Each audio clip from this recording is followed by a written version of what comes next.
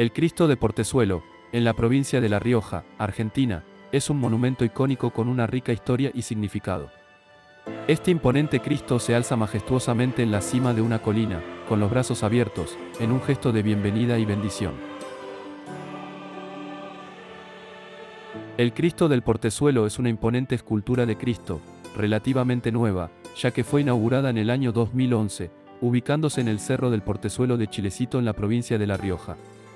Con una altura de 16 metros, en lo alto del cerro se levanta el imponente Cristo del Portezuelo, que bendice con su presencia a la ciudad de Chilecito. La obra realizada por el artista Alejandro Carrizo, tiene como objetivo resguardar y respaldar la fe cristiana en toda la provincia. El Cristo del Portezuelo se encuentra en el Cerro El Portezuelo en Chilecito, y su propósito es promover y proteger la fe cristiana en la provincia de La Rioja. En conmemoración del Bicentenario de la Patria, hay un total de 200 escalones que conducen desde la base del Cristo hasta la cima de la colina donde se encuentra la escultura. Chilecito es la segunda ciudad más relevante de la provincia, situada en el centro de un valle, rodeada por las montañas de Velasco al este y Famatina al oeste.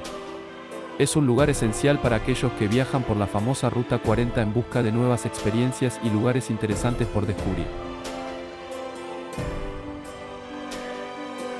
El Cristo tiene una envergadura de 6 metros en cuanto a la extensión de sus brazos, y su base mide 8 metros por 8. Se ha convertido en uno de los principales atractivos turísticos, atrayendo a un gran número de visitantes. Es una obra impresionante que se puede ver desde cualquier lugar de la ciudad.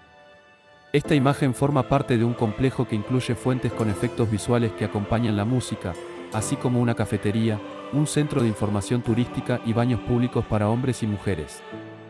Si te gusta aprender mirando este tipo de contenidos, te invito a suscribirte a mi canal y compartir este contenido con más personas para que juntos descubramos más lugares increíbles de Argentina y del mundo.